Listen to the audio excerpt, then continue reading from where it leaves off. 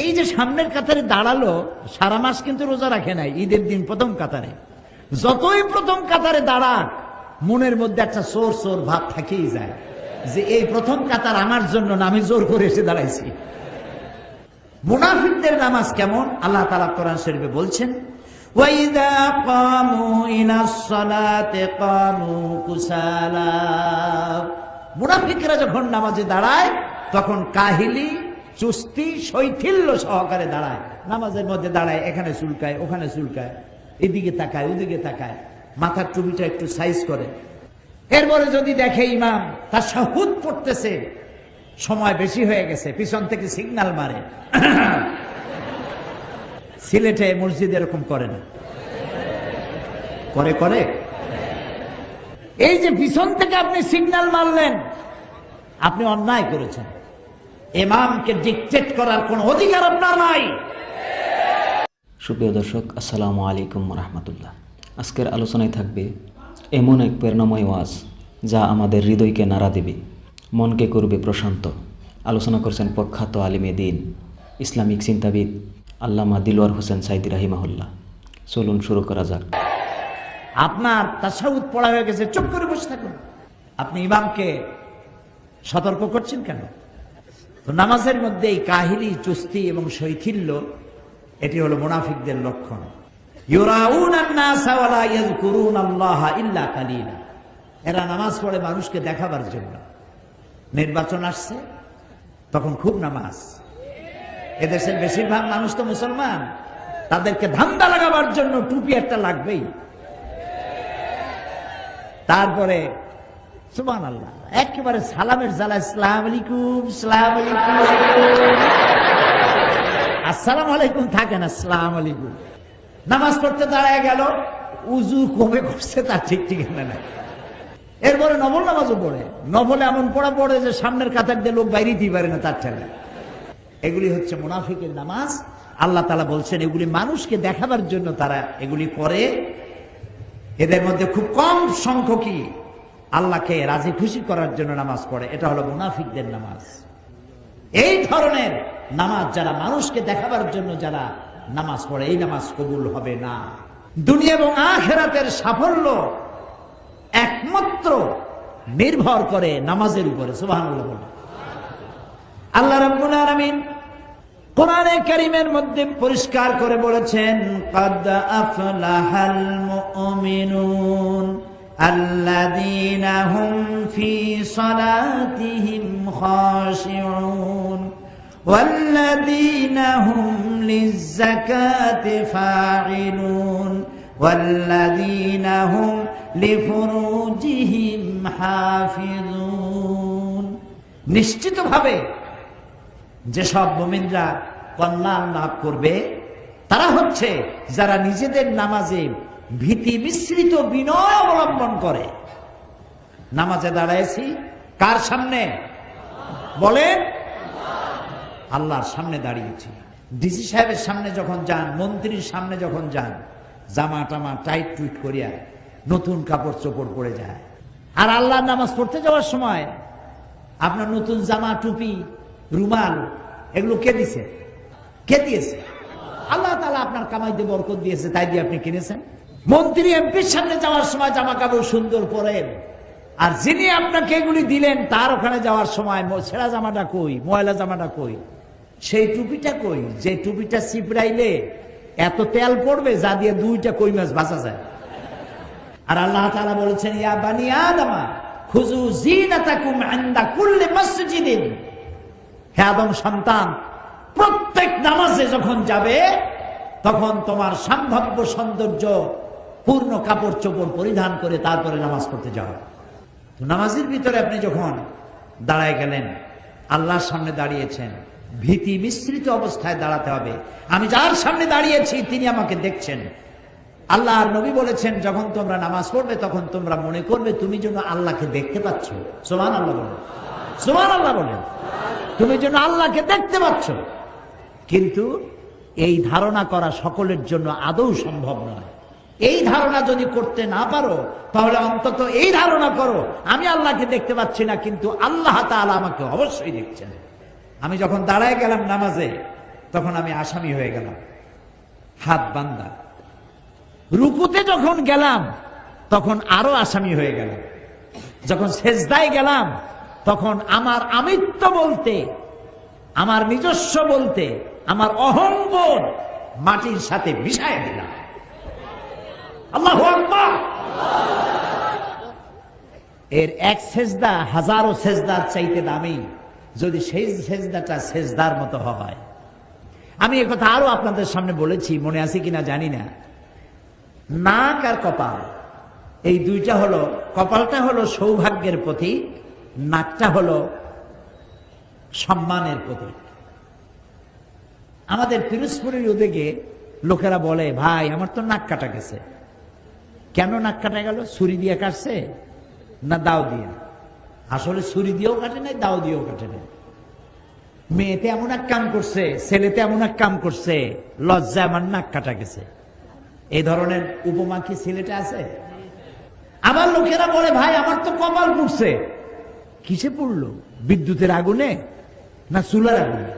এটা বলে ব্যবসায় যে পুঁজি খাটাইছিলাম, আমও গেছে সালাও গেছে, লাভ করতে পারিনি, আমার কপাল পুড়ছে। বলেন এরকম কথা? তাহলে কপালটা হলো ভাগ্যের প্রতীক, আর নাকটা হলো বলেন ইজ্জতের প্রতীক। আমরা যদি আমাদের ভাগ্য খুলতে চাই, সৌভাগ্য যদি আনতে চাই, আমার কপাল যদি খুলতে চাই, আর আমার মর্যাদা যদি বাড়াতে চাই, তাহলে দৈনিক 5 বার নাক আর কপাল দিয়ে মাটির উপরে আল্লাহকে সেজদা দেন।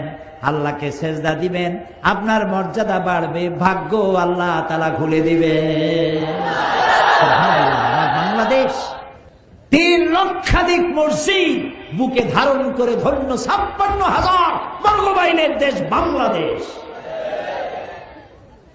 এদেশের মানুষ ফজরের আজান শুনে ঘুম ভাঙে, ফজরের নামাজ পড়ে, এশার আজান শুনে নামাজ পড়ে ঘুমাতে যায়। আল্লাহু আকবার ধ্বনি চতুর্দিকে আওয়াজ আসে।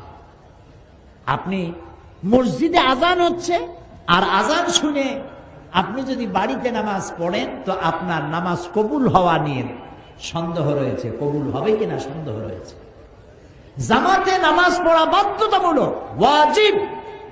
একজন সাহাবী অন্ধ, তিনি বলেছিলেন, ইয়া রাসূলুল্লাহ, আমি তো অন্ধ মানুষ, আমার জন্য কি এই হুকুম? রাসূলুল্লাহ জিজ্ঞেস করলেন, তুমি কি আজান শুনতে পাও? তিনি জবাব দিলেন, হ্যাঁ, আমি আমার বাড়িতে বসে আজান শুনতে পাই। রাসূলুল্লাহ বললেন, জবাব দিও, তার মানে তোমাকেও মসজিদে আসতে হবে। একজন অন্ধের জন্য জামাতে মসজিদে যাওয়া থেকে রকসুদ পেল না, সো কলারা কি রকসুদ পাবে? আরো কঠিন হাদিস শুনুন। কি হাদিস? কঠিন হাদিস। নবী করিম সাল্লাল্লাহু আলাইহি ওয়াসাল্লাম বলেছেন, মসজিদে আজান হয়েছে, আজান শোনার পর যে ব্যক্তি বাড়িতে বসে নামাজ আদায় করে, ওই বাড়িতে যদি নারী আর শিশু না থাকতো, আমি হুকুম করতাম আগুন দিয়ে জ্বালায় দাও। বাড়ির মহব্বতেই তো বাড়িতে নামাজ পড়তেছো, মসজিদে আসো, জামাতে নামাজ আদায় করো, মুসল্লিদের সাথে মহব্বত পয়দা হবে, আর জামাতে নামাজ পড়ার মজাই আলাদা। সুবহানাল্লাহ। পড়ে দেখেন, অভ্যাস করেন, অভ্যাস করেন। বাড়ির পাশের মসজিদে যাবেন, আর ফজরের নামাজের পর আপনি যখন ফজরের নামাজের আজান হবে, আপনি উজু করে বেরিয়ে মহল্লা দিয়ে যখন মসজিদের দিকে যাবেন, আসসালাত আসসালাত, ও ভাই নামাজের আজান হয়ে গেছে, ওঠো ভাই ওঠো, কে ঘুমায় আছে ওঠো, নামাজের জন্য চলো। সাহাবায়ে কেরাম এভাবে ডাকতে ডাকতে যাইতেন মসজিদের দিকে। এরকম করতেন না যেমন আমাদের দেশে কোনো কোনো এলাকায় মসজিদে আজান দেওয়ার পর বলে, আর মাত্র জামাতের 5 মিনিট বাকি আছে। এখানে এরকম হয় নাকি? আল্লাহ মাফ করুক, বলেন আমি। বিদআত। আজানের গুরুত্ব কমায় দেওয়া হয়। মসজিদে নামাজের জন্য শুধু আজান, আজান এবং নামাজ আল্লাহ রসুলের কথা ছাড়া এখানে অন্য কোনো কথা হতে পারে না, অন্য কোনো মাইক দিয়ে অন্য কোনো ডাকা হবে না। এমনকি এক লোকের উঠ হারাইছিল, তারপরে সে উঠ ঘোষণা দিয়েছিল মসজিদ থেকে চিৎকার করে, উঠ হারায় গেছে, উঠটা পাওয়ার জন্য। রাসূলুল্লাহ জিজ্ঞেস করলেন, কি হচ্ছে? বললো যে উঠ হারায় গেছে। সে উঠে চিল্লায় উঠ চাইতেছে। আল্লাহ রসুল বললেন, উঠটা আল্লাহ যেন এই উঠটাকে ফেরত না দেয়। তার মানে এই মসজিদ থেকে আপনি আপনার নিজস্ব কোনো স্বার্থের কথা, এই জাতীয় কথা আপনি বলতে পারবেন না। নামাজের জন্য শুধুমাত্র আযান হবে। তো একদিকে মোমেন ব্যক্তি সেই যে ভীতি সহকারে নামাজ আদায় করে, যাকাতকে সঠিকভাবে আদায় করে, যাকাত আদায় তৎপর হয় এবং অশ্লীল কাজ থেকে নিজেকে বিরত রাখে। এরপরে সে যে ওয়াদা করে এবং তার কাছে আমানত থাকে, সে আমানত এবং ওয়াদা সঠিকভাবে সে পালন করে, আর সে তার নামাজগুলিকে সংরক্ষণ করে।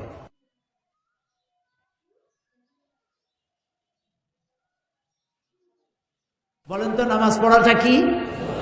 সবাই বলেন নামাজ পড়াটা কি? মুসলমানের কাজ। আর নামাজ না পড়াটা বলেন কাফেরের কাজ।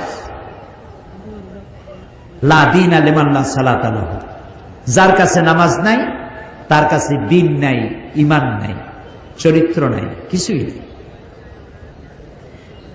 নবী করিম সাল্লাল্লাহু আলাইহি ওয়াসাল্লামের জীবনের শেষ নামাজও তিনি জামাতে আদায় করেছিলেন। সুবহানাল্লাহ। দুইজন সাহাবীর কাঁধের উপরে ভর করে তিনি মসজিদে নববীতে প্রবেশ করেছিলেন এবং খুতবা দিতে গিয়ে বললেন, আল্লাহ তাআলা এই পৃথিবীর সমস্ত সম্পদ, জাগতিক সম্পদ তার এক বান্দাকে তিনি দিতে চেয়েছিলেন, কিন্তু তিনি সেই সমস্ত সম্পদকে উপেক্ষা করে তিনি আল্লাহর কাছে ফিরে যাওয়া পছন্দ করেছেন। কেউ কিছু বুঝতে পারে নাই। হযরত আবু বকর রাদিয়াল্লাহু তাআলা আনহু তিনি কাঁদতেছিলেন। তিনি বুঝতে পেরেছেন এই পৃথিবীর সমস্ত জাগতিক সম্পদ আল্লাহ তাআলা দিতে চেয়েছেন তার নবী মুহাম্মদুর রাসূলুল্লাহ সাল্লাল্লাহু আলাইহি ওয়াসাল্লামকে, আর তিনি সব কিছুকে পরিত্যাগ করে আল্লাহর সাথে দিদারের জন্য তৈরি হচ্ছেন। তার অর্থ হলো আমরা এতিম হয়ে যাব, তিনি বিদায় হয়ে যাবেন। আল্লাহর নবী বক্তব্য রেখে হযরতে আয়েশা সিদ্দিকা রাদিয়াল্লাহু তাআলা আনহার হুজরার ভিতরে তার ঘরে প্রবেশ করলেন। ইন্তেকালের 5 দিন আগে থেকেই প্রচন্ড জ্বরে তিনি আক্রান্ত ছিলেন, মাথায় যন্ত্রণা ছিল, গায়ে ভীষণ জ্বর ছিল। ইন্তেকালের দিন যতই ঘনে এলো ততই তিনি বেশি ক্লান্ত হলেন, বেহুশ হন, আবার হুঁশে আসেন। রাতের বেলায় হযরত আয়েশা সিদ্দিকা রাদিয়াল্লাহু তাআলা আনহাকে প্রশ্ন করলেন, আয়েশা রে, মসজিদে নববীতে এখন কি হচ্ছে? হযরত আয়েশা বলেন, ইয়া রাসূলুল্লাহ, মসজিদে নববীতে সাহাবায়ে কেরাম দীর্ঘক্ষণ আপনার অপেক্ষা করে আপনাকে না পেয়ে আমার আব্বার ইমামতিতে তারা নামাজ আদায় করছেন, এশার নামাজ হচ্ছে, কিন্তু সাহাবায়ে কেরাম পেছনে তারা নামাজের ভিতরেই কাঁদতেছেন।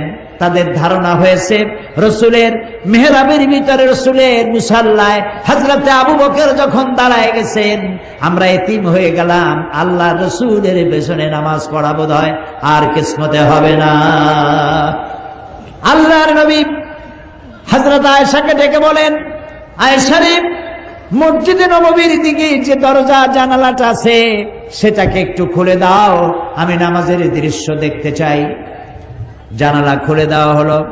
নবীজি মাথা উঁচু করলেন, হযরত আয়েশার কাঁধের উপরে ভর করে রাসূল নামাজের দৃশ্য দেখতে থাকলেন। আবার তিনি শুয়ে পড়লেন, চোখের কোণা থেকে পানি বেয়ে পড়তে লাগলো। হযরত আয়েশা বলেন, ইয়া রাসূলুল্লাহ, নামাজের দৃশ্য দেখে কাঁদেন কেন? রাসূল বলছেন, আয়েশা গো, এই নামাজের জামাতকে প্রতিষ্ঠা করার জন্য তায়েফের ময়দানে অনেক রক্ত ঝরেছে আমার, ওহদের ময়দানে দান শহীদ হয়েছে, সাহাবায়ে কেরাম জীবন দিয়েছে। আজ এত কষ্টের পরে যে জামাত প্রতিষ্ঠা হলো, আমার এই চোখের পানি কোনো দুঃখের পানি নয়, এটি আমার তৃপ্তির পানি।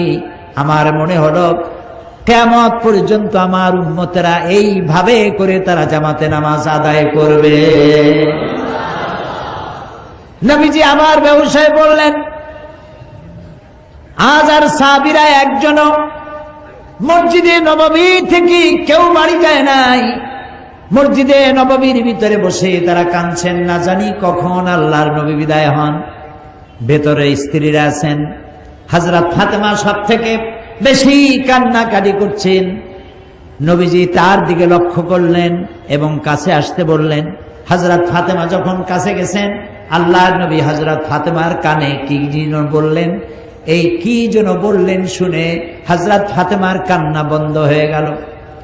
হযরতে আয়েশা হযরত ফাতেমাকে ডেকে জিজ্ঞেস করলেন, ফাতেমা গো, আল্লাহর নবী তোমার কানে কি বললেন আর তোমার কান্না বন্ধ হয়ে গেল? হযরত ফাতেমা বলেন, মা, আমার আব্বাজান আমার কানে কানে বললেন, ফাতেমা তুমি কেঁদো না, তোমার কান্না আমার বরদাস্ত হয় না। আমি তোমাকে সুসংবাদ শোনাতে চাই, আমি দুনিয়া থেকে বিদায় হওয়ার পর সকলের আগে তোমার সাথে আমার দেখা হয়ে যাবে। এর দ্বারা হযরত ফাতেমা বুঝতে পেরেছেন রাসূল ইন্তেকালের পরে সকলের আগে হযরত ফাতেমার ইন্তেকাল হবে আর রাসূলের সঙ্গে দিদার নসিব হবে। হজর হয়ে এলো, নবীজি বেহুশ অবস্থায় পড়ে আছেন। হযরতে জিবরিল আলাইহিস সালাম রাসূলের হুজরার ভিতরে প্রবেশ করে আল্লাহর নবীকে সালাম দিয়েছেন, আসসালামু আলাইকা ইয়া রাসূলুল্লাহ, হে আল্লাহর রাসূল, আল্লাহ পাক আপনাকে সালাম জানিয়েছেন আর জানতে চেয়েছেন আপনি কেমন আছেন। যদিও আল্লাহ সবই জানেন, আপনার মুখ থেকে জানতে চেয়েছেন আপনি কেমন আছেন। আল্লাহর নবী বলেন, জিবরাইল বড়ই কষ্টে আছি। হযরতে জিবরাইল বলেন, ইয়া রাসূলুল্লাহ, আল্লাহ রাব্বুল আলামিনের পক্ষ থেকে আজ এক নতুন ফেরেশতা আমি সাথে করে নিয়ে এসেছি, যেই ফেরেশতা পৃথিবীর কোন মানুষের কাছে যাওয়ার জন্য আসার জন্য অনুমতি চায় না, আজ আপনার খেদমতে আপনার কাছে আসার জন্য অনুমতি চায়। এই যে আমার পেছনে দাঁড়ানো, তার নাম মালাকুল মউত। হযরতে মালাকুল মউত রাসূলকে সালাম পেশ করে বলছেন, ইয়া রাসূলুল্লাহ, আল্লাহ রাব্বুল আলামিন তিনি আমাকে পাঠিয়েছেন আপনার জান কবজের জন্য। আমি এই পৃথিবীতে কারো জান কবজের জন্য অনুমতি চাই নাই, আপনার কাছে অনুমতি চাওয়ার জন্য আমাকে বলা হয়েছে। নবীজি বললেন, মালাকুল মউত, আমি যদি অনুমতি না দেই? মালাকুল মউত বলছেন, ইয়া রাসূলুল্লাহ, অনুমতি যদি না পাই আমাকে ফেরত যেতে বলা হয়েছে। হযরতে জিবরাইল বলেন, ইয়া রাসূলুল্লাহ, আল্লাহ রাব্বুল আলামিন আপনার দিদারের ইন্তজার করতেছেন। আল্লাহ নবী হযরতে মালাকুল মউতকে অনুমতি দিলেন, জান কবজ শুরু হয়ে গেল। নবীজি বললেন, জীবনের শেষ কথা মুখ থেকে বেরোলো, আসসালাত আসসালাত ওয়া মা মালাকাত আইমানুকুম। আমার উম্মতেরা, জীবনের শেষ কথা তোমাদের জন্য রেখে গেলাম, নামাজ নামাজ নামাজ ছেড়ে দিও না। আল্লাহর নবী দুনিয়া থেকে চিরজনমের মতো বিদায়ের সময় মেয়ের কথা বললেন না, নাতির কথা বললেন না, জামাইয়ের কথা বললেন না, স্ত্রীর কথা বললেন না, কারো কথা বললেন না। দুটি কথা বলেছেন, ও আমার উম্মতেরা, নামাজ নামাজ, সালাত সালাত। আর তোমাদের অধীনস্থ যারা কাজ করে খায়, কষ্ট করে, তাদের প্রতি তোমরা নির্যাতন করবে না, জুলুম করবে না, তাদের প্রতি ইনসাফ করবে, আর তোমরা নামাজ সঠিকভাবে আদায় করবে। যেই নবী ইন্তেকালের সময় জীবনের শেষ কথা নামাজ নামাজ বলে দুনিয়া থেকে বিদায় হয়ে গেলেন, সেই নবীর উম্মত দাবি করে আমরা নামাজ আদায় করি না। বিশ্বকবি আল্লামা ইকবাল বলেছেন, মসজিদ মে মরসিয়া খায়ে কে নামাজি না রহি, याने वो साहिबे औसाफे हिजाजी न रही। মসজিদ আজ চিল্লাচ্ছে, মসজিদ আজ কাঁদছে, কই সেই মুসল্লি? বেলালের মতো, আম্মারের মতো, খাব্বাবের মতো, খুবাইবের মতো, আলীর মতো, ওমরের মতো মুসল্লিরা আজ কই? সেই মুসল্লি তো নাই। মসজিদ আছে, সে মুসল্লি নাই। প্রিয় ভাই সব, আজ যারা আমার সামনে বসে আছেন, আমি কি দাবি করতে পারি আজকের এই বিশাল জনসমুদ্র সিলেট শহরে মাঠ ঘাট রাস্তা সব বন্ধ হয়ে গেছে, কোরআন প্রেমিক কোরআন পাগলে পড়ে গিয়েছে সিলেট। আমি কি দাবি করতে পারি যে আপনারা যারা নামাজ পড়েন না অথবা যারা পড়েন অনিয়মিত, যে রাসূল কিয়ামতে পরিচয় না দিলে সুপারিশ না করলে জান্নাতে যাইতে পারবো না, সেই রাসূলের দাবি তিনি নামাজ পড়ার জন্য বলেছেন, আল্লাহ ৮২ বার বলেছেন এই নামাজ জীবনেও ছাড়বো না, এই ওয়াদাকে আজকের মাঠে আমরা কি করতে পারি? তাহলে দুহাত উঁচু করুন, বলেন ইয়া আল্লাহ, তোমার পবিত্র নামে কোরআনের মাহফিলে শপথ করি, কসম করি, যতদিন পর্যন্ত মালাকুল মউত আমার মাথার কাছে না আসতেছে ততদিন পর্যন্ত ফরজ নামাজ, ফরজ রোজা আর ছেড়ে দেব না, আর ছেড়ে দেব না, আর ছেড়ে দেব না। এবার চিল্লায় বলেন ইয়া আল্লাহ, আমার আজকের এই শপথ, আমার আজকের এই ওয়াদা, আমার আজকের এই কসম আমার মৃত্যু পর্যন্ত আমাকে পালন করার তৌফিক দাও। আমিন, আমিন, আমিন ইয়া রাব্বাল আলামিন। আল্লাহ তাআলা কবুল করুন, আমরা বলি আমিন। এরপরে মুমিনের ষষ্ঠ চারিত্রিক বৈশিষ্ট্য আল আমিরুনা বিল মারুফ, আল আমিরুনা বিল মারুফ, এটা হলো ৬ নম্বর চারিত্রিক বৈশিষ্ট্য, অর্থাৎ ভালো কাজের জন্য আদেশ করা। ইয়ামুরুহুম বিল মারুফে ওয়া ইয়ানহাহুম আনিল মুনকার, সমস্ত নবীদের দায়িত্ব ছিল ভালো কাজের আদেশ করবেন, অন্যায় কাজে মানুষকে প্রতিবন্ধকতার সৃষ্টি করবেন। এটা হলো রাসূলের দায়িত্ব। আল্লাহ তাআলা বলছেন এটা উম্মতের দায়িত্ব। কুনতুম খায়রা উম্মাতিন উখরিজাত লিন-নাসি তা'মুরুনা বিল মা'রুফি ওয়া তানহাউনা আনিল মুনকার। কুনতুম খায়রা উম্মাতিন, তোমরা শ্রেষ্ঠ জাতি। কে বলতেছেন? বলেন সবাই।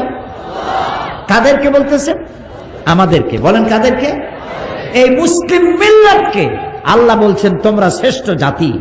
আহারে, আল্লাহ বললেন শ্রেষ্ঠ জাতি, আর আমি হইলাম দুনিয়ার মধ্যে সব থেকে কপাল পোড়া জাতি, ঠিক না? আজকে পৃথিবীতে সব থেকে লাঞ্ছিত, বঞ্চিত, নিগৃহীত, হোমলেস, স্টেটলেস, সম্মান নাই, মর্যাদা নাই কোন জাতি? এই মুসলমান। অথচ আল্লাহ বলছেন কুনতুম খায়রা উম্মাতিন উখরিজাত লিন-নাস, তোমাদেরকে আমি পৃথিবীতে প্রেরণ করেছি শ্রেষ্ঠ জাতি। তোমরা খায়রে উমাম এবং ইমামে আকওয়াম, শ্রেষ্ঠ জাতি এবং জাতি সমূহের নেতা তোমরা। সুবহানাল্লাহ বলে, আলহামদুলিল্লাহ বলে। তোমাদের দায়িত্ব মানুষকে ভালো কাজের আদেশ দেবে, অন্যায় কাজ থেকে ফিরিয়ে রাখবে। আমরা কি তা করি? আপনার চোখের সামনে একটা যুবক ছেলে সোনার চেন পরেছে গলায়, এই চরম শীতের দিনেও সামনের ৩-৪টা বোতাম খুলে রাখে যাতে লোকেরা বোঝে উনি একটা কিছু ঝুলাইছে। এটা যখন আপনি দেখেন, আপনি কি তাকে নিষেধ করেন যে বাবা এই সোনাটা তোমার জন্য নয়, পুরুষের জন্য এক রত্তি সোনাও হারাম, তুমি তো সোনার চেন পরো নাই, তুমি জাহান্নামের আগুনের শিকল পরেছ। এই চেনটা খুলে তোমার মাকে দিয়ে দাও, বউ থাকলে বউরে দিয়ে দাও, বোন থাকলে বোনেরে দাও, কেউরে না দাও বাক্সের মধ্যে ধুয়ে দাও, যেদিন বউ পাইবা সেই দিন বউয়ের গলায় ঝুলাই দিবে। যুবকেরা এখন কানে দুল পরে, দেখছেন না? কানে দুল পরে। আমি লন্ডনে দেখেছি কানে দুল, নাকে ফুল, জিব্বার মধ্যে রিং পড়ছে। কত বড় শয়তান! আমি চিন্তা করছি জিব্বায় রিং পড়ছে, খায় কেমনে? মাথায় কত কায়দার যে চুল, জেল মাইখা সব খাড়া করে তৈরি করে। এরপরে আবার কেউ চতুর্দিক দিয়ে কামায়া মাথার উপরে তালপট্টির দ্বীপের মতো রাখে। আবার আমেরিকায় দেখলাম এক প্রকারের যুবক, যুব শ্রেণীর ছেলে মেয়ে, প্যান্ট পরছে, জামা পরছে, সমস্ত সুতাগুলা বাইর করে ছেঁড়া, হাঁটুর কাছে, হাঁটুর উপরে, নিচে, এদিকে সেদিকে ছেঁড়া ছেঁড়া। তাই মনে করলাম আমেরিকা পৃথিবীর এত বড় ধনী দেশ, আমার দেশের ভিক্ষুকরাও তো এত ছেঁড়া জামা পরে না, এরা কি এতই গরিব? কয় না হুজুর, এগুলোর দাম অনেক বেশি। তারপর কত কায়দার দাড়ি রাখে, দেখছেন অবস্থা? দুই দিকে কামাই না, এখানে হোমিওপ্যাথি মার্কা একটু রাখে, গসা দিল উঠে যায় এরকম। আবার এখান থেকে মোষের সাথে একটা দাগ দিয়ে রাখে এখানে। আবার কেউ বা মাঝখান দিয়ে কামাইয়া দুই দিকে রাখে। আবার কেউ মোষটা এত ঘন করে ঠোঁটের উপরে দিয়া, এমন ভাবে মোষ ঘন এবং ঢাকা মুখ, 5 ব্যাটারির টর্চ লাইট মারিয়া খোঁজ করে পাওয়া যাবে না যে লোকটা হাসে না কান্দে। আলামিরুনা বিল মারুফ, ভালো কাজের আদেশ করেন, অন্যায় কাজ থেকে ফিরাবার চেষ্টা করেন। একটা মানুষও যদি ভালো বানাইতে পারেন, কিয়ামতের দিন হতে পারে এটা আপনার জান্নাতে যাওয়ার জরিয়া হয়ে যাবে। একটা মানুষ, নূহ আলাইহিস সালাম আল্লাহর পয়গম্বর, কত বছর বেঁচে ছিলেন? আলফা সানা ইল্লা 50, 50 বছর কম 1000 বছর, কত হয় তাহলে? 950 বছর বেঁচে থেকে হেদায়েত করতে পেরেছিলেন মাত্র 40 জন অথবা 80 জন। অথচ উম্মতে মুহাম্মাদি সাল্লাল্লাহু আলাইহি ওয়াসাল্লাম, রাসূলের উম্মতের হাতে হাজার হাজার অমুসলিম ইসলাম কবুল করতেছে, বেনামাজি নামাজি হচ্ছে। আল্লাহু আকবার। তো আপনার কথায় যদি একটা লোক ভালো হয়, আপনি কত সওয়াব পাবেন চিন্তা করেন তো। কাজটা হচ্ছে নবীর, কাজটা হচ্ছে উম্মতের। এখন এই কাজটা হচ্ছে প্রত্যেকটি মুমিন, পুরুষ আর নারী। আল মুমিনুনা ওয়াল মুমিনাতু বা'দুহুম আউলিয়াউ বা'দ ইয়া'মুরুনা বিল মা'রুফি ওয়া ইয়ানহাউনা আনিল মুনকার। মুমিন পুরুষ আর মুমিন নারী, তারা হলো পরস্পর পরস্পরের বন্ধু। সুবহানাল্লাহ। মুমিন পুরুষ আর মুমিন নারী পরস্পর পরস্পরের বন্ধু। তাদের কাজ কি? ইয়ামুরুনা বিল মারুফ, মানুষকে শুধু ভালো কাজ, সুন্দর সুন্দর কাজ করার জন্য তাদেরকে উৎসাহিত করবে, আর অন্যায় কাজ যত আছে সবগুলিকে বাধা দিয়া অন্যায় থেকে মানুষকে ফিরাবে। এটা হলো উম্মতের কাজ, জাতির কাজ। আল্লাহ তাআলা বলছেন কাজটার এতই গুরুত্ব, নবী করবে, উম্মতে করবে, প্রত্যেক মুমিন মুমিনাত করবে, তারপরে এটা দলেরও কাজ। ওয়ালতাকুম মিনকুম উম্মাতুন ইয়াদউনা ইলাল খায়র, প্রত্যেকটি এমন একটা দল থাকতেই হবে তোমাদের মধ্যে, যে দলটির কাজ হবে মানুষকে ওয়ায়ামুরুনা বিল মারুফ ওয়া ইয়ানহাউনা আনিল মুনকার, মানুষকে ভালো কাজের আদেশ করবে, অন্যায় কাজ থেকে ফিরিয়ে রাখবে। উলাইকা হুমুল মুফলিহুন, এরাই সফল কাম হবে। সুবহানাল্লাহ, এরাই সফল হবে। এরপরে আল্লাহ তাআলা বলছেন কাজটা শুধুমাত্র রাসূলের নয়, শুধুমাত্র উম্মতের নয়, শুধুমাত্র মুমিন মুমিনাতের নয়, শুধুমাত্র দলের নয়, কাজটা রাষ্ট্রেরও।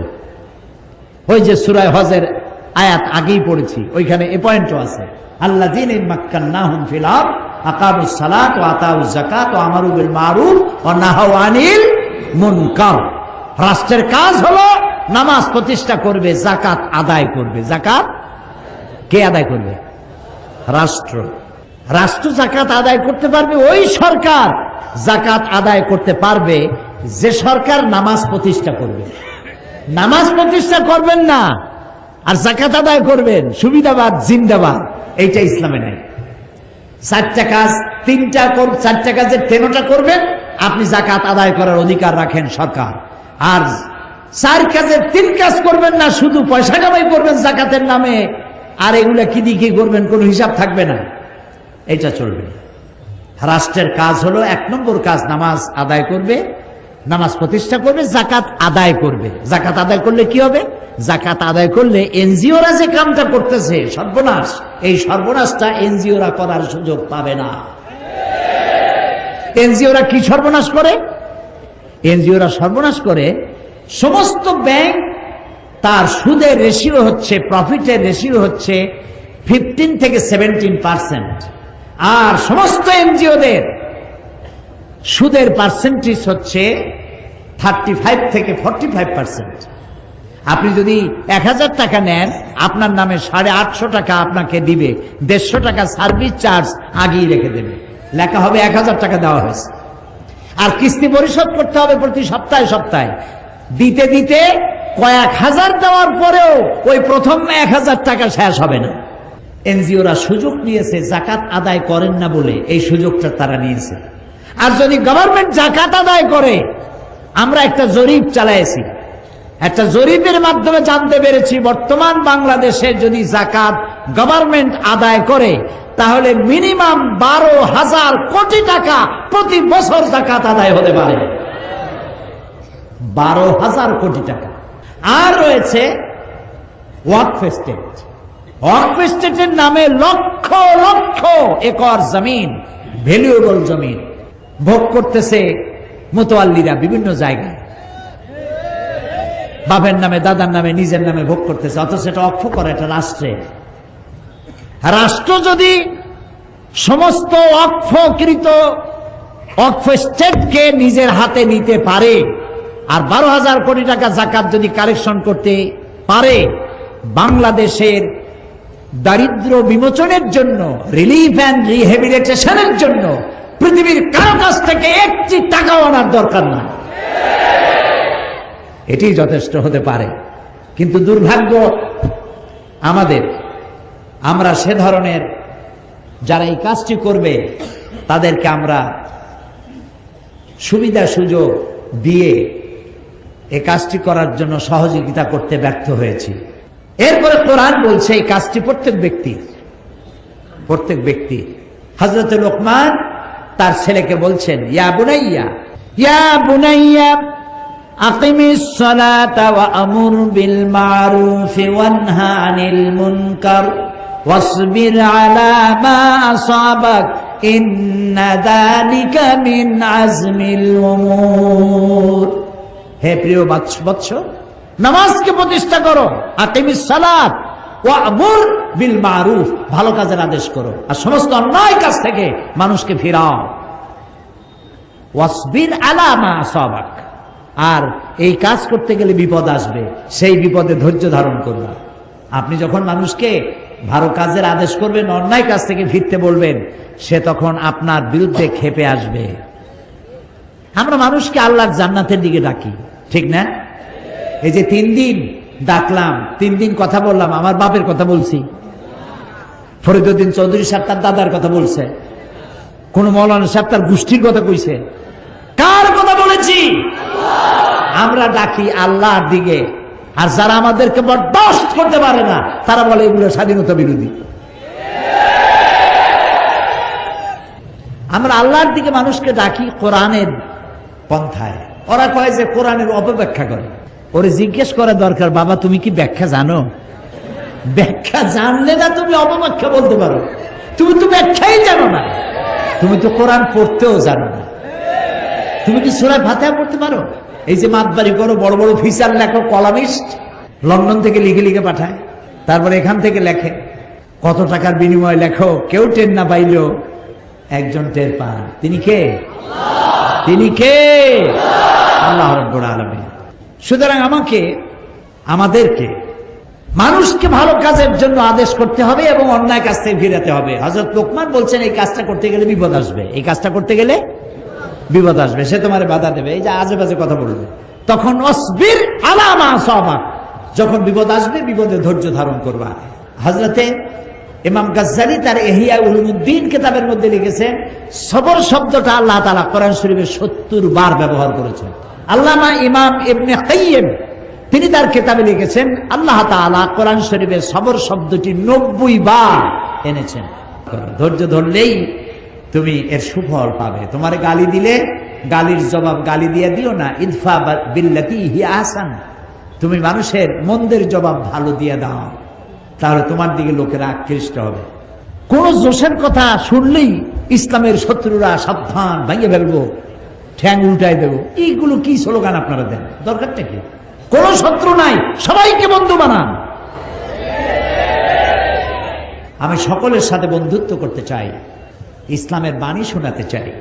দেখছেন ভারতের বুকে ডক্টর জাকির নায়েক কি সুন্দর করে বলে, কথার মধ্যে কোনো উত্তাপ নাই, গাল নাই, গর্জন নাই, তর্জন নাই, কোনো গ্ল্যামার ছাড়া, কোনো বিজ্ঞাপন ছাড়া একটা টেলিভিশন চলে একটা ব্যক্তি দিয়া, যার দর্শক সংখ্যা কোটি কোটি এবং তার শ্রোতারা মূর্খ না, যারা শোনে হাইলি এডুকেটেড পারসন, হাজার হাজার বসে বসে তার কথা শোনে। সুবহানাল্লাহ।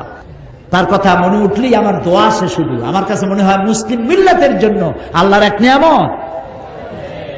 আল্লাহ জাকির নায়েকের হায়াত দারাজ করে দাও, তার স্মৃতি শক্তি আরো বাড়ায় নাও।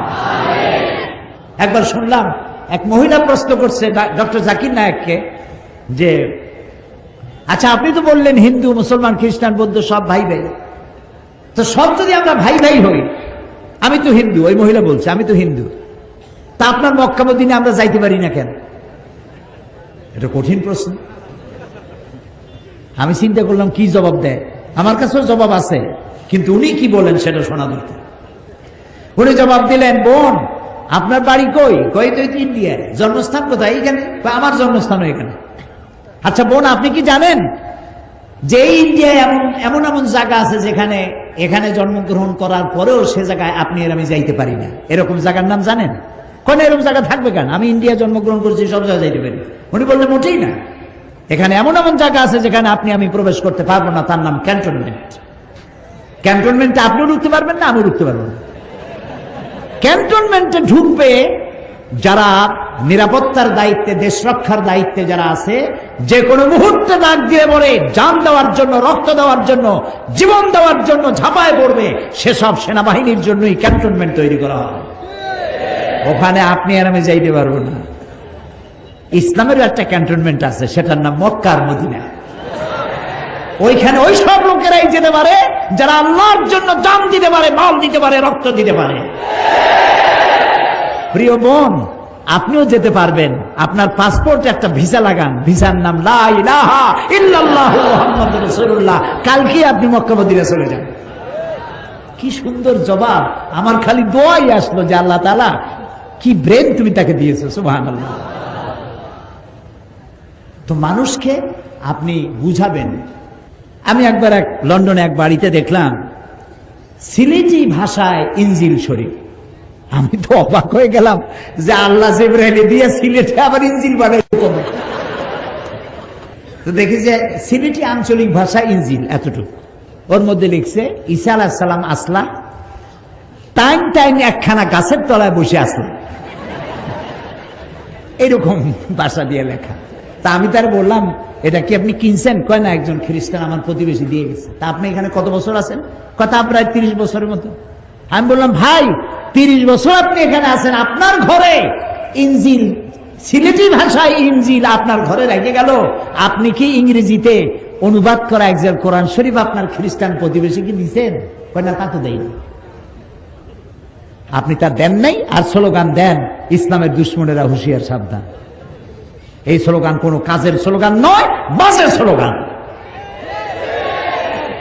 সমস্ত মানুষের বাড়িতে বাড়িতে যান, দুয়ারে দুয়ারে যান, কোরআনের দাওয়াত নিয়ে যান।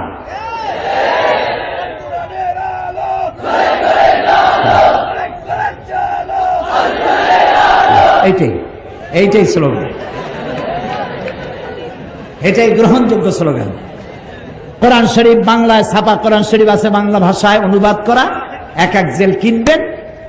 যে ব্যক্তি কোরআন ইসলামকে মৌলবাদ বলে, জঙ্গিবাদ বলে, এক জেল কোরআন শরীফ তাকে হাদিয়া দিয়ে আসবেন। ভাই জঙ্গিবাদ না মৌলবাদ তুমি নিজে একটু পড়ে বোঝো, ভাই তোমার পায়ে ধরি, পয়সা দেওয়া লাগবে না, দিয়ে গেলাম, তুমি পড়ো।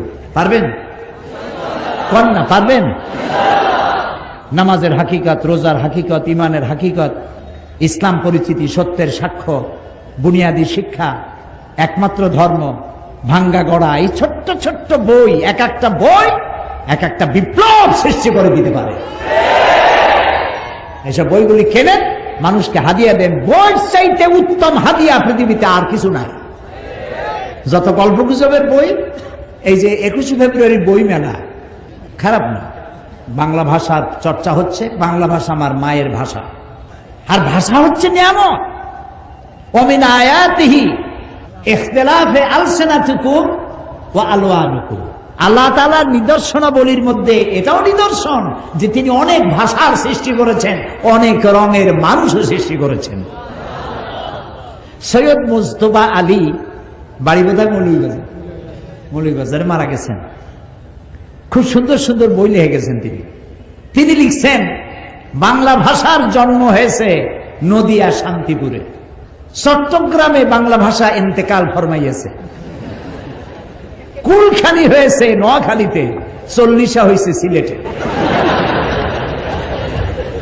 রাগ করতেছেন না তো? আপনাদের লোকেরা লিখছে, আমি লিখি না।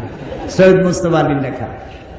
বাংলা ভাষা আমার মায়ের ভাষা, আমি গর্ব করতে পারি আমার ভাষা পৃথিবীর আরবির পরেই আমার কাছে সব থেকে বেশি মর্যাদার ভাষা আমার মায়ের ভাষা, বাংলা ভাষা। 21শে ফেব্রুয়ারি উপলক্ষে বইমেলা হয়েছে। কয়টা ইসলামী দোকান সেখানে জায়গা পেয়েছে আমি জানি না। সমস্ত গল্পের বই আছে, নাটকের বই আছে। গল্প আর নাটক কি শিখায়? রাজার মেয়ের সাথে কোতোয়ালের ছেলের বন্ধুত্ব হলো, প্রেম, গভীর প্রেম, গাঢ়। এই প্রেমে দুজন পাগল, রাত নাই দিন নাই, তারা 10 দিগন্তে দিল উড়াল। তারপরে কি হলো, তারপরে কি হলো, তারপরে কি হলো, তারপরে কিছুই হলো না, বই শেষ হয়ে গেল। লা হাওলা ওয়ালা কুওয়াতা ইল্লা বিল্লাহ। এই বই পড়িয়া কি লাভ আপনি বলেন আমাকে? কি লাভ? কি শিখলেন? তারপরে কবিতার বই। আগে তো কবিতা ছিল, কি সুন্দর সুন্দর কবিতা ছিল। মসজিদের পাশে আমার কবর দিও ভাই, যেন সকাল সন্ধ্যে মুয়াজ্জিনের আজান শুনতে পাই। রবীন্দ্রনাথের 2 বিঘা কবিতা পড়ে আমি ছোটবেলায় কেঁদেছি। 2 বিঘা জমিন, এত সুন্দর কবিতা আমার মনে নেই এখন, আমি পড়ে কাঁদছি। তার কাবুলিওয়ালা গল্প পড়ে কাঁদছি। বাংলা ভাষার এগুলি শ্রেষ্ঠ সম্পদ, এগুলির মধ্যে শেখার আছে। এই কবিতার ছন্দ ছিল, তাল ছিল। এখনকার কবিতা কি? এগুলো কবিতা না বলে কবিতা বলা যায়। গদ্যের গ আর কবিতার বিতা, দুইটা মিলে কবিতা, তো কবিতা হয়ে গেছে। কিরকম? সিলেট দিয়া মাজার জিয়ারতে চললাম, শকুন আর কাকেরা তখন মৌলভীবাজার দিয়া সুনামগঞ্জ যাচ্ছিল, আর লন্ডনে তখন তুষারপাত হচ্ছিল -6। এই কবিতার আগাও নাই, মাথা নাই। এইসব বই বিক্রি হচ্ছে, দেধারসে বিক্রি হচ্ছে। প্রিয় ভাই সব, কোরআন পড়েন, হাদিস পড়েন, ইসলামী সাহিত্য পড়েন, ইতিহাস পড়েন, ভূগোল পড়েন, বিজ্ঞান পড়েন, জ্ঞানকে সমৃদ্ধ করেন। গল্প নাটক আপনাকে কিচ্ছু শিখাবে না। আপনাকে শেখাবে ইতিহাস, শিখাবে ভূগোল, শিখাবে সংস্কৃতি, শিখাবে আপনাকে নতুন প্রযুক্তি, শিখাবে কম্পিউটার, ইমেইল, ইন্টারনেট, ওয়েবসাইট। এগুলি আপনাকে শেখাবে, শিক্ষা দেবে গোটা দুনিয়া। আনলিমিটেড পেজ খুঁজে পাবেন। মাসলা মাসাইলের ব্যাপারে কিছু তালাশ করবেন, বাটন টিপবেন, হাজার হাজার মাসলা বেরিয়ে আসবে, আয়াত আসবে, হাদিস আসবে। শিখতে থাকেন, কোরআন শেখেন, হাদিস শেখেন। এই জন্য বলছিলাম যে যখনই আপনি মানুষকে দিনের এসব দাওয়াত দিবেন, তখন আপনার বিরুদ্ধে কিছু কথাবার্তা উঠবে। যত কথা উঠুক, আপনি সে কথায় কান দিবেন না, আপনি সবর ইখতিয়ার করবেন। কি করবেন বলেন? সবর। আমার কোনো শত্রু নাই, সবাই আমার বন্ধু হবে। আলহামদুলিল্লাহ বলেন। আমি কারোর সাথে শত্রুতা করতে চাই না, সকলকেই বন্ধুত্বের হাত বিস্তার করে দিতে চাই। যুবকেরা, তরুণেরা, ইসলাম তোমাদের শ্রেষ্ঠ আশ্রয়স্থল। ইসলাম তোমার চরিত্র গড়ে দিতে চায়। ইসলাম তোমার সুন্দর ভবিষ্যৎ বিনির্মাণ করতে চায়। ইসলাম তোমাকে পৃথিবীতে প্রতিষ্ঠিত করতে চায়। কিয়ামতের দিন তোমাকে দিয়ে আল্লাহ তাআলা তার জান্নাত ভরে দিতে চান। ফিরে এসো যুবকেরা, তরুণেরা, ফিরে এসো। এক বাঘ ছিল ক্ষুধার্ত বাঘ, অনেকদিন ক্ষুধা, খাবার কিছু পায় নাই। হঠাৎ করে দেখলো ভেড়ার একটা পাল। একটা ভেড়াকে টার্গেট করে বাঘ ছুটতে যাবে, তখন দেখলো ভেড়ার পালের মধ্যে একটা বাঘের বাচ্চা ভ্যা ভ্যা করে সেও দৌড়াচ্ছে। বাঘ চিন্তা করলো, আমার স্বগোত্রীয় বাঘের বাচ্চা ভেড়ার সাথে দৌড়ায়, এ কি আশ্চর্য কথা। ওর ক্ষুধা টুধা মিটে গেছে। ভেড়ারে টার্গেট বাদ দিয়া বাঘের বাচ্চারে টার্গেট করছে। দৌড়াই গিয়ে ওর ধরছে, চাপিয়া ধরে কামড়াইয়া নিয়ে আসছে জঙ্গলের মধ্যে। বাঘে, বিড়ালে, শিয়ালে তার বাচ্চা কামড়ায় আনে, দেখছেন না? ও তো কোলে নিতে পারে না, কামড়ায় আনে। তো কামড়ায় যে দাঁত বসায় না, ওইভাবে আদর করে নিয়ে আসছে। আসিয়া বলতেছে, এই তুই ভেড়ার দলে গেছিস কেন? তুই তো আমার বাচ্চা, আমার বাঘের বাচ্চা, তুই ভেড়ার দলে কেন? কয় না, আমি তো ভেড়া। কয় না, তুই ভেড়া না, তুই বাঘ। কয় হ্যাঁ, আমি ভেড়া। মানে ছোট্ট অবস্থায় এর একজন লোক শিকার করতে গিয়ে পাইছিল, আনিয়া ভেড়ার মধ্যে প্রতিপালন করেছে। ভেড়ার দুধ খাইয়া বড় হয়েছে। ভেড়ার গুতা খায় আর বলে যে আল্লাহ এত গুতা খাই আমি। ও যে বাঘ তা তো বোঝে না, ওরে বিশ্বাসই করাতে পারতেছে না বাঘ যে তুই বাঘ। সে কয় না আমি ভেড়া। আচ্ছা, এরপর একটা কুয়ার কাছে নিছে, যাইয়া কুয়ার কাছে গিয়ে বলে আচ্ছা টাকা তো পানির দিকে তাকা। তো তাকাইছে, কেউ দেখতো তো আমার ছবি আর তোর ছবি পড়ছে না পানির মতো? তা তো পড়ছে। দাঁতগুলো বাইর কর, তোর দাঁত আর আমার দাঁত ধারালা দাঁত কিনা? কয় তা তো ধারালা দাঁত। আমার চোখ আর তোর চোখ দুটো বড় কিনা? বলে তা তো বড়। আমার গায়ে যেমন হলুদ আর কালো ডোরা ডোরা আছে, তোর গায়ে আছে না ওরকম বাংলা লিঙ্কের মতো আছে। তো নখর বাইর কর, এই ভাত খাবার মধ্যে নখ আছে, বাইর কর। তো বাইর করলো, তো দেখলো যে তার মধ্যে আমার মধ্যেও তো নখ আছে। তুই ভেড়া না, এখন বুঝছিস তুই বাঘ। তুই ভেড়ার গুতা খাস কেন? তুই হুঙ্কার মার, ভেড়ার পাল দৌড়ে চলে যাবে। আমি আজ সিলেটের যুবক মুসলমানদেরকে বলতে চাই, তুমি ভেড়ার বাচ্চা নও, তুমি সিংহের বাচ্চা, খালিদ বিন ওলীদের সন্তান, তুমি শাহজালালের সন্তান, তুমি শাহ মখদুমের সন্তান।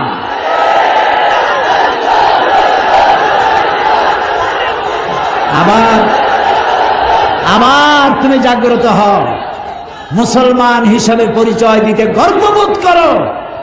আমার বাড়ি সিলেটের পুণ্যভূমি, শাহজালালের কদমে ধন্য যে জমিন, আমি সেই জমিনের সন্তান। এই শুকর আদায় করে মাথা উঁচু করে দাঁড়াও, তোমাদেরকে কেউ দখল করতে পারবে না। 50,000 60,000 লোক বঙ্গভূমি দাবি করে সীমান্ত এলাকায় এসে বাংলাদেশের ছাতাও করতে পারবে না। সেজন্য তৈরি হতে হবে, প্রস্তুত থাকতে হবে। মুসলমান হও, ওয়ালা তাহিনু ওয়ালা তাহজানু ওয়া আনতুমুল আ'লাউনা ইন কুনতুম মুমিনিন। তুমি যদি মুমিন হও, তোমার কোনো ভয় নাই, ডর নাই, চিন্তা নাই, বিজয় তোমার জন্য অপেক্ষা করছে। সুবহানাল্লাহ। কার ওয়াদা? আল্লাহর ওয়াদা। কার ওয়াদা? আরো জোরে বলো। আল্লাহর ওয়াদা কি মিছা হয়? কখনো নয়। প্রিয় ভাই সব, এই যে আল-আমিরুনা বিল মারুফ, নেক কাজের আদেশ আপনি যত দিবেন, এর সুফলটা কি? এর সুফল হাতে হাতে দেখাই দিই। মানুষ দেখতে পারলে আর শুনতে চায় না। আপনারা দেখতে চান? দেখতে চান? দেখুন কিভাবে দেখবেন। 1400 বছর পেছনের ইতিহাসের দিকে তাকান। রাসূল ইন্তেকাল করেছেন, ক্ষমতায় এসেছেন হযরতে সিদ্দিক আকবর আবু বকর রাদিয়াল্লাহু তাআলা আনহু। প্রধান বিচারপতির দায়িত্ব দিয়েছেন ওমর ইবনুল খাত্তাব রাদিয়াল্লাহু তাআলা আনহুকে। তিনি এখন প্রধান বিচারপতি, চিফ জাস্টিস। ইতিহাস লিখছে হামাকাসা আমান কামিলান ওয়া লাম ইয়াখতাসিম ইলাইহি ইসনান। হযরত ওমরের কোর্টে পূর্ণ 1 বছর হয়ে গেছে, তিনি চিফ জাস্টিস, কিন্তু হযরত ওমরের কোর্টে কোনো মামলা দায়ের হয় নাই। এরকম পৃথিবীতে আছে নাকি কোনো কোর্ট যেখানে বছরে একটা মামলা হয় না? বলেন। যাই দেখেন সিলেটের কোর্টে কত হাজারো মামলা জমা পড়ে আছে, একটা মামলা নাই। হযরত ওমর বলছেন, মা হাজাতা বি ইনদা কওমিন মুমিনিনা ইয়া খলিফাত রাসূলিল্লাহ সাল্লাল্লাহু আলাইহি ওয়াসাল্লাম। হে রাসূলের খলিফা আবু বকর, এই জাতির জন্য চিফ জাস্টিসের দরকার কি? তিনি প্রশ্ন করলেন, তুমি এই কথা বলছো কেন? তিনি বললেন, আমি 1 বছর প্রধান বিচারপতির দায়িত্ব পালন করছি, আমার কাছে একটি মামলায় পর্যন্ত এলো না। হযরতে আবু বকর সিদ্দিক রাদিয়াল্লাহু তাআলা আনহু তাকে প্রশ্ন করলেন, তোমার দরবারে মামলা এলো না কেন? এই ব্যাপারে তুমি কি কোনো চিন্তা করেছো? তিনি বললেন, হ্যাঁ চিন্তা করেছি। মামলা এলো না এই কারণে, আপনি আমাকে যে জাতির জন্য বিচারক বানিয়েছেন, সেই জাতির দিন হচ্ছে দিন হুমুন নাসিহা। সে জাতির দিন হচ্ছে নাসিহা, কল্যাণ কামনা করা। এই জাতির প্রত্যেকটি ফর্ম, এই জাতির প্রত্যেকটি পার্সন আর এক পার্সনের জন্য কল্যাণ কামনা করে। তা আমি যদি আপনার কল্যাণ কামনা করি, তাহলে আপনি কি আমার অকল্যাণ কামনা করবেন? করবেন না। মানহাজুহুমুল কোরআন, আর এই জাতির মানহাজ, উদ্দেশ্য, লক্ষ্য, সংবিধান হচ্ছে কোরআন। ওয়া আমালুহুম আল আমরু বিল মারুফ ওয়া নাহয়ু আনিল মুনকার, আর এই জাতির আমলটাই হচ্ছে ভালো কাজের আদেশ দেওয়া, অন্যায় কাজ থেকে ফিরিয়ে রাখা। কুল্লু ওয়াহিদুম মিনহুম ইয়ারিফু হাদ্দাহু ফায়াকিফু ইনদা, এর প্রত্যেকটি ব্যক্তি সে তার বর্ডার চেনে এবং বর্ডারের কাছে যখন যায় তখন সে থমকে দাঁড়ায়। বর্ডার কি? জেনা করা একটা বর্ডার, জেনা একটা বর্ডার, অহংকার একটা বর্ডার, মদ একটা বর্ডার, সুদ একটা বর্ডার, গীবত একটা বর্ডার। আল্লাহর নির্ধারিত এই বর্ডারগুলির কাছে যখন যায় তারা বর্ডার চেনে আর ওখানেই থমকে দাঁড়ায়, বর্ডার ক্রস করে না। ফায়াকিফু ইনদা। আল্লাহ তাআলা এই বর্ডারগুলি রেখেছেন, এই বর্ডার দেখায় বলেছেন তিলকা হুদুদুল্লাহ ফালা তাকরাবুহা। তোমরা, এই হচ্ছে আল্লাহ নির্ধারিত বর্ডার, এই বর্ডারকে তোমরা ক্রস করো না, বর্ডারকে অতিক্রান্ত করো না। ওয়াইজা মারিদা আহাদুহু মাদুহু। এই জাতি যদি কাউকে অসুস্থ দেখে তাহলে তাকে সুস্থ করার জন্য তার কাছে সেবা শুশ্রূষা করার জন্য এগিয়ে যায়। ওয়াইজা ফাতাকারা নাসারুহু। আর যখন এর মধ্যে কেউ ফকির হয়ে যায় তখন ফকির হলে পরে তাকে সাহায্যের হাতকে সম্প্রসারিত করে দেয়। ফাফিমা হুম ইয়াস্তাসিবুনা ইলাইয়া ইয়া খলিফাত রাসূলুল্লাহ সাল্লাল্লাহু আলাইহি ওয়াসাল্লাম। এই যখন জাতির অভ্যাস তখন এই জাতির মামলা করতে আসবে কেন? সুতরাং ভালো কাজের আদেশ আর অন্যায় কাজ থেকে নিষেধ করা, এটা হলো আদেশ করাটা হলো 6 নম্বর চারিত্রিক বৈশিষ্ট্য, আর 7 নম্বর চারিত্রিক বৈশিষ্ট্য হচ্ছে অন্যায় কাজ থেকে মানুষকে বিরত রাখা। 6 নম্বরে হলো কি? ভালো কাজের আদেশ, 7 নম্বরে অন্যায় কাজ থেকে নিষেধ করা। তাআওয়ানু আলাল বিররি ওয়াত তাকওয়া ওয়ালা তাআওয়ানু আলাল ইসমি ওয়াল উদওয়ান। সমস্ত ন্যায়মূলক ভালো কাজে লোকদেরকে সহযোগিতা করো আর অন্যায় কাজ থেকে মানুষকে বিরত রাখো, ফিরে রাখো। আর 8 নম্বরে হচ্ছে ওয়াল হাফিজুনা লিহুদুদিল্লাহ। আল্লাহর হদগুলি, সীমাগুলিকে চিনে সেখানে হদকে ক্রস না করা। লন্ডনে এবং আমেরিকা আমি দেখেছি, রাত 2:30-3টায় গাড়িতে যাচ্ছি, ড্রাইভার সিলেটি একজন মালিক, তার নিজের গাড়ি নিজে চালায়। ওখানে ড্রাইভার রাখার, কাজের লোক রাখার এত পয়সা কোথায়? যার যার কাজ নিজেরাই করে, নিজেরা খায়া নিজের প্লেট ধোয়, নিজের জামা নিজে পরিষ্কার করে, নিজের গাড়ি নিজে চালায়। অনেক ভালো, অনেক ভালো। নবী করিম সাল্লাল্লাহু আলাইহি ওয়াসাল্লাম তাই করেছেন, আলহামদুলিল্লাহ বলে। তো গাড়ি চালাতে গিয়ে রাত 2:30-3টা বাজে, রেড লাইট জ্বলতেছে, উনি দাঁড়ায় গেছে। তাই বললাম, ভাই সামনে তো কোনো গাড়িও নাই, মানুষও নাই, লাল বাতি জ্বলছে তো কি হয়েছে? কি তো হয়েছে, তো কি তো হয়েছে? আপনি যান না কেন? কয় না, যাওয়া যাবে না। কেন? কয় যে এখানে ক্যামেরা আছে, এই ক্যামেরা আমার ছবি তুলবে, আমার চেহারা শুদ্ধ, গাড়ির নাম্বার শুদ্ধ, ছবি উঠে যাবে এবং আগামীকাল আমার নামে চিঠি আসবে, তুমি অমুক পয়েন্ট থেকে রেড সিগন্যাল ক্রস করেছো, তুমি কোর্টে দেখা করো, জরিমানা দাও।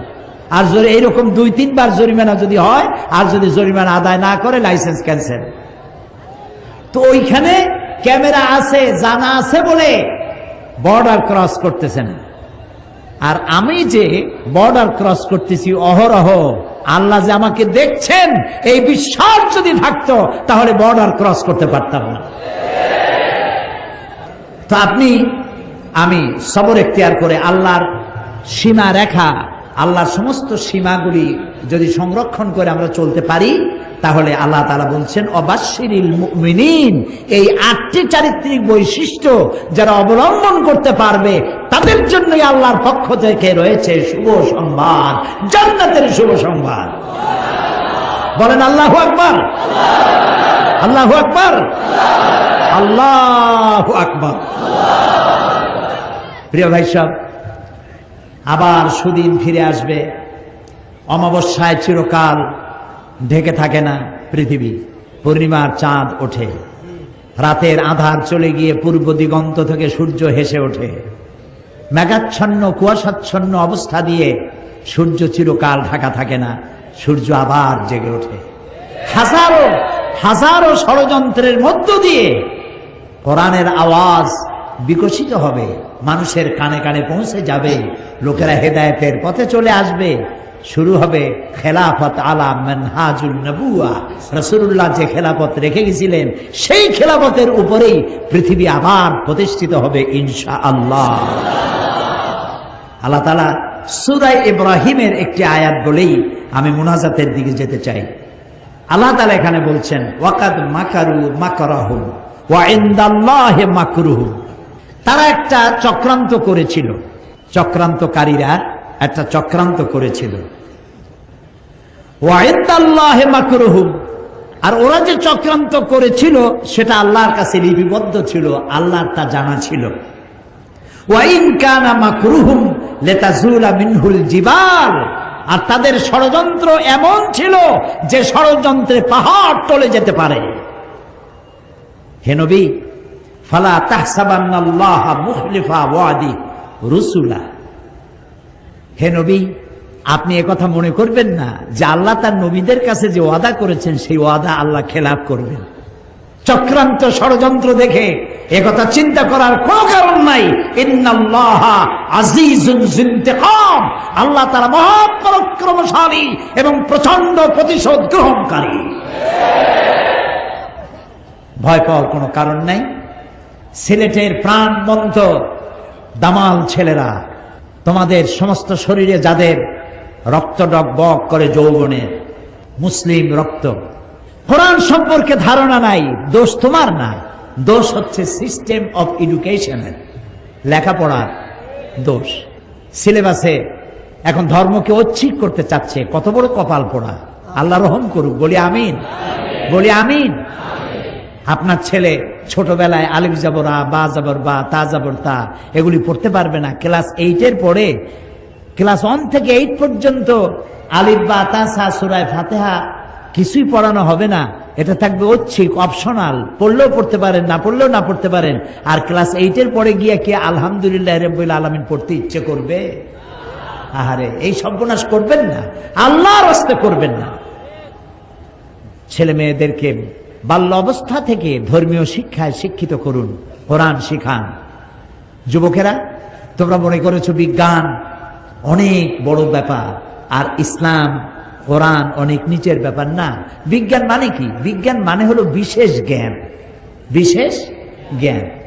যেমন এই মাইক যা দিয়ে আমি কথা বলছি, এটা তৈরি হয়েছে, লোহা আছে, দস্তা আছে, প্লাস্টিক আছে, সিলভার আছে, আরো অনেক কিছু আছে।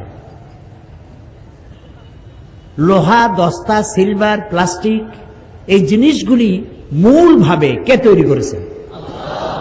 মাশাআল্লাহ, সবাই বুঝেছেন। তৈরি করেছে কে? আল্লাহ। বিজ্ঞান কি করেছে?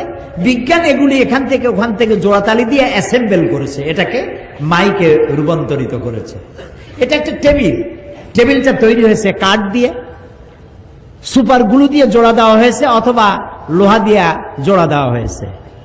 টেবিলটা বানাইছেন আপনি, বিজ্ঞানীরা টেবিল আবিষ্কার করেছে, চেয়ার আবিষ্কার করেছে, কিন্তু মূল জিনিস কাঠটা, লোহাটা কার তৈরি?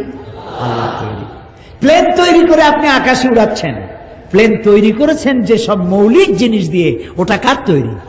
ক্ষেপণাস্ত্র তৈরি করেছেন, টর্পেডো তৈরি করেছেন, জাহাজ তৈরি করেছেন, গাড়ি তৈরি করেছেন, কম্পিউটার তৈরি করেছেন, যা তৈরি করেছেন মৌলিক জিনিস কার? পৃথিবীর সমস্ত বিজ্ঞান একত্রিত হয়ে কি একটা চাউল বানাতে পারবে? একটা মুরগির ডিম বানাতে পারবে? মুরগির ডিম তো ভালো, একটা গোড়ার ডিমও বানাতে পারবে না। প্রিয় ভাইরা, আঞ্জুমানে খেদমতে কুরআন বার্ষিক তাফসীর মাহফিল সিলেটের বিভিন্ন মসজিদে, সাপ্তাহিক তাফসীর মাহফিল, শহরের বিভিন্ন জায়গায় কোরআন শিক্ষা কেন্দ্র, বয়স্ক শিক্ষা কেন্দ্র, সেলাই প্রশিক্ষণ কেন্দ্র সহ আর্ত মানবতার সেবা করে আসছে বিগত 34 বৎসর যাবৎ। আঞ্জুমানে খেদমতে কুরআন বিগত সিজর যখন হলো দেশের দক্ষিণাঞ্চলে, সেই সিজরের সময় আঞ্জুমানে খেদমতে কুরআন প্রায় 10 লক্ষাধিক টাকার ত্রাণ সামগ্রী নিয়ে সিজর এলাকায় গিয়ে আর্ত মানবতার পাশে দাঁড়িয়েছিল।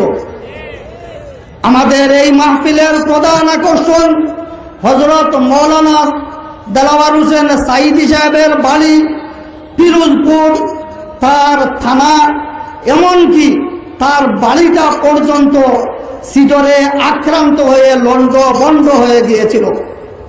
আমরা আঞ্জুমানে খেদমতে কোরআনের পক্ষ থেকে 8 শতাধিক কম্বল নিয়ে সাইদি সাহেবের এলাকায় গিয়েছিলাম এবং এই কম্বলগুলা সিলেটের মানুষের পক্ষ থেকে সাইদি সাহেব সেখানে বিতরণ করেছেন। এছাড়া ওই শীতল আক্রান্ত বরগুনা জেলার ফাটলঘাটা, শরণকুলা সহ বিভিন্ন এলাকায় আমরা ত্রাণ সামগ্রী বিতরণ করেছি।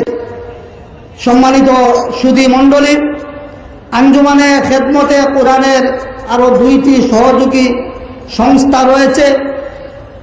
এর একটি হচ্ছে তাহফিজুল কোরআন শিক্ষা বোর্ড, আরেকটি হচ্ছে ইত্তেহাদুল কুররা বাংলাদেশ।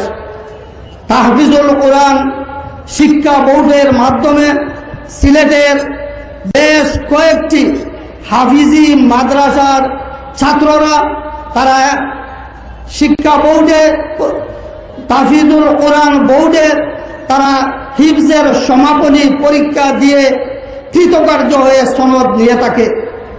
যেহেতু তাহফিজুল কোরআন আঞ্জুমানে খেদমতে কোরআনের একটি সহযোগী সংগঠন, এই হিসাবে আঞ্জুমানে খেদমতে কোরআন যারা তাহফিজুল কোরআন বোর্ড থেকে কৃতকার্য হয়ে মেধা তালিকায় 1, 2 ও 3 নম্বর স্থান অধিকার করে, তাদেরকে আঞ্জুমানে খেদমতে কোরআন প্রতি বছর কিছু টাকা ও সনদ প্রদান করে থাকে। আল্লাহুম্মা আমিন। রব্বানা যালামনা আনফুসানা ওয়া ইন লাম তাগফির লানা ওয়া তারহামনা লানাকুনান্না মিনাল খাসিরিন। সবাই পড়েন, রব্বানা যালামনা আনফুসানা ওয়া ইন লাম তাগফির লানা ওয়া তারহামনা লানাকুনান্না মিনাল খাসিরিন। হায় আল্লাহ তাআলা, হাজার হাজার মুসলমান নরনারী সিলেটের এই ময়দানে গুনার বোঝা মাথায় নিয়ে তোমার দরবারে হাত তুলেছে। রব্বুল আলামিন, সারা জীবন গুনাহ করেছি, হাত তুলে কথা বলতে লজ্জা করে, ভয় লাগে। আল্লাহ তাআলা, তুমি দয়া করে আমাদের জিন্দেগীর গুনাহ মাফ করে দাও। আয় আল্লাহ, আমাদের মধ্য থেকে যাদের মা বাপ দুনিয়া থেকে বিদায় হয়ে গেছে, কবরগুলিকে জান্নাতের টুকরা বানায়া দাও। রব্বুল আলামিন, আমাদের জন্মদাতা পিতা যাদের মারা গেছে, কত বছর হলো কবরের মধ্যে শুয়ে আছে, কোন অবস্থায় আছে জানি না, আর আদর করে এখন কেউ তো আর নাম ধরে ডাকে না। আয় আল্লাহ, আমাদের আব্বা যাদের দুনিয়া থেকে বিদায় হয়ে গেছে, কবরটারে বেহেশত বানাইয়া দাও। রব্বুল আলামিন, আমাদের গর্ভধারিণী জনম দুঃখিনী মা যার দুনিয়া থেকে বিদায় হয়ে গেল, একটি অক্ষর মা, সারা দুনিয়ার মধু এর সাথে তুমি জড়াই রেখেছ। আয় আল্লাহ তাআলা, 10টি মাস পেটে ধারণ করেছেন, ডেলিভারিতে কষ্ট করেছেন, পায়খানা পেশাব সাফ করেছেন, বিরক্ত হন নাই, আছাড় মারেন নাই, কষ্ট দেন নাই, নিজে না খাইয়া আমাদেরকে খাওয়াইছেন। আমরা না ঘুমালে তিনি ঘুমান নাই, আমাদেরকে গোসল না করাইয়া তিনি গোসল করেন নাই। এত কষ্ট যে মা করলো। আয় আল্লাহ, এই মা যার দুনিয়া থেকে বিদায় হয়েছে, কবরটাকে জান্নাতের টুকরা বানাও। আল্লাহ তাআলা, আমাদের মা বাপ যাদের বেঁচে আছেন, বার্ধক্যে উপনীত হয়েছেন, আল্লাহ দয়া করে তাদেরকে সুস্থতা দান করে দাও। যতদিন বেঁচে থাকেন ঈমানের সাথে বাঁচার তৌফিক দাও। বিছানায় ফালাইয়া প্যারালাইজ করে আল্লাহ তাদেরকে মৃত্যু দিও না। আল্লাহ ঈমানের মউত দাও, সুস্থতার মউত দাও। এমন মউত আমাদের বুড়া মা বাপের দিও, বাচ্চা যেমন মায়ের দুধ খেতে খেতে আস্তে করে ঘুমায় যায়, মা বাপের মৃত্যু এরকম দিও যেন কষ্ট না হয়। বাবু, আমাদের মা বাপরে আল্লাহ তুমি কষ্ট দিও না। রব্বিরহামহুমা কামা রব্বায়ানি সগীরা, রব্বিরহামহুমা কামা রব্বায়ানি সগীরা। সবাই পড়েন রব্বিরহামহুমা কামা রব্বায়ানি সগীরা। আয় আল্লাহ তাআলা, আমাদের দাদা দাদি, নানা নানি, আত্মীয় স্বজন, পীর বুজুর্গ, ওস্তাদ, যার যা মারা গেছে প্রত্যেকের রুহের পরে সওয়াব পৌঁছায় দাও রব্বুল আলামিন। সারা পৃথিবীতে আজ মুসলমানেরা সব চাইতে নির্যাতিত। আল্লাহ তাআলা, ফিলিস্তিনের জন্য বড় দুঃখ লাগে। ওরা আমাদের আত্মীয় না, স্বজন না, আমার ভাষায় তারা কথা বলে না, আমার গায়ের রঙের সঙ্গে তার গায়ের রঙের কোনো মিলও নাই। আল্লাহ তাআলা, ওদের জন্য মায়া লাগে এই জন্য যে ওর সাথে আমার কলেমার আত্মীয়তা। আল্লাহ, কি গোলামের পাপড়ির মতো ছোট ছোট বাচ্চা বন্দুকের গুলি দিয়ে উড়াই দিতেছে। বাপ শেষবারের মতো বড় বাচ্চার কপালে চুমা দিয়ে বিদায় দিয়ে দিতেছে। কবরও জায়গা হয় না, কবরেরও জায়গা নাই। ইহুদিরা মুসলমান শেষ করে দিল। বাবু, তুমি দয়া করে ফিলিস্তিনিদেরকে সাহায্য করো, ইহুদিদেরকে লানত দাও, গজব দাও, তাদেরকে ধ্বংস করো, তাদেরকে হালাক করো, তাদের সাথী সঙ্গী সাহায্যকারীদেরকে নিরস্ত্র করে দাও, তাদের বুদ্ধি মোটা করে দাও। আল্লাহ, দুনিয়ায় মুসলমানদের প্রতি তুমি সাহায্য না করলে যাবো কই? আল্লাহ তাআলা, আমাদের এই প্রিয় জমিন 3 লক্ষ মসজিদে আজান হয়, প্রতিদিন 5 বার তোমার শ্রেষ্ঠত্বের ঘোষণা হয়, প্রতিদিন 5 বার 3 লক্ষ মসজিদ দিয়ে তোমার নবীর, বিশ্ব নবীর নবুয়তের ঘোষণা করা হয়। তুমি কি এই দেশটা ধ্বংস করে দিতে পারো? তুমি কি এই দেশটা পরাধীন দাবেদার দেশ বানাইতে পারো? আল্লাহ তাআলা, এই সিলেটকে তোমার দরবারে সারা বাংলাদেশের মধ্যে আদর্শ জেলায় পরিণত করে দাও। আল্লাহ তাআলা, কি দিয়ে শুকর আদায় করবো তোমার? 2 বছরের বিশাল বিশাল কোরআনের তাফসীরের মাহফিলের বদ্ধ দরজা সিলেট থেকে তুমি গুলি দিয়েছো বাবু। এই সিলেটবাসীর উপরে তোমার অযুত ধারায় রহমত বর্ষণ করো বাবু। এই ময়দান থেকে যে তাফসীরের দরজা খুললো, আল্লাহ এই কোরআনের দরজা প্রত্যেক জেলায় খুলে দাও, প্রত্যেক উপজেলায় খুলে দাও, প্রত্যেক ঘরে ঘরে খুলে দাও। কোরআন বোঝার প্রতি মানুষের আগ্রহ জন্মায় দাও। আল্লাহ, আমাদের নতুন প্রজন্ম, ইয়াং জেনারেশন, তাদের জন্য দোয়া করি, আমার এই যুবক ছেলেগুলিকে আল্লাহ রসুলের কোলে ফিরায় দাও, এদেরকে সাহাবীদের কোলে ফিরায় দাও, এদেরকে মুসলিম অস্তিত্ব, মুসলিম ঐতিহ্য বোঝার তৌফিক দান করে দাও। আল্লাহ তাআলা, মা বোনদের এমন জীবন যাপনের তৌফিক দাও যাতে করে কিয়ামতে হযরত আয়েশা খাদিজার সঙ্গে হাসর নসিব হয়ে যায়। যার সন্তান নাই, নিঃসন্তানীকে সন্তান দাও, যার অসুখ বিসুখ আছে আল্লাহ তুমি মাফ করে দাও।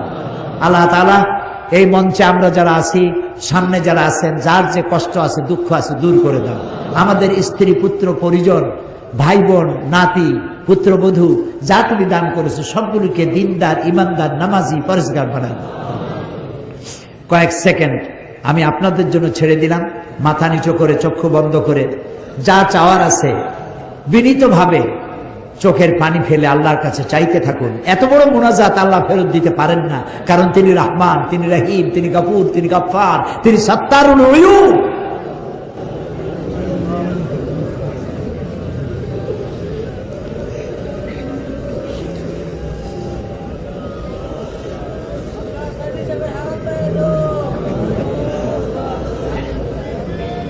আল্লাহ তাআলা, তুমি আলিমুম বিজাতিস সুদূর, তুমি অবশ্যই শুনতে পাচ্ছ কে কি বলতেছে, কে কি চাইতেছে।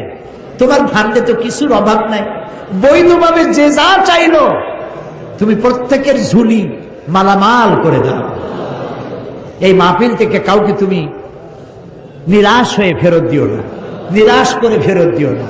আল্লাহুম্মা লা তারুদ্দানা খায়বিন, আল্লাহুম্মা লা তারুদ্দানা খায়বিন। আল্লাহ তাআলা একেবারে কিছু না দিয়ে আমাদেরকে খালি হাতে তুমি ফেরত দিও না বাবু, একেবারে কিছু না দিয়া খালি হাতে আমাদেরকে ফেরত দিও না বাবু।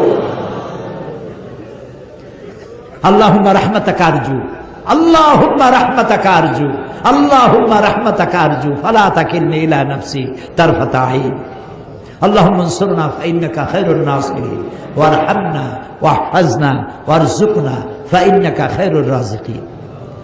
ربنا تقبل منا إنك أنت السميع العليم وتب علينا إنك أنت التواب الرحيم سبحان ربك رب العزة عما يصفون وسلام على المرسلين والحمد لله رب العالمين واجعل آخر كلامنا عند الموت لا إله إلا الله محمد رسول الله السلام عليكم ورحمة الله।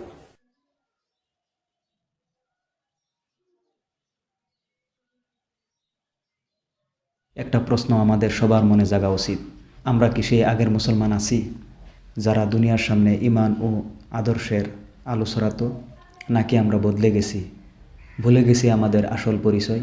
আমরা কি সেই আগের মুসলমান আছি নাকি বদলে গেছি? ভাবুন, সিদ্ধান্ত নিন, আর আল্লাহ তাআলার পথে ফিরে আসুন। ইনশাআল্লাহ আল্লাহ তাআলা আমাদের সঠিক পথে রাখবেন। আজকের আলোচনা এখানেই শেষ করলাম। আল্লাহ তাআলা আমাদের সবাইকে হেদায়েত দান করুন। আসসালামু আলাইকুম ওয়া রাহমাতুল্লাহ।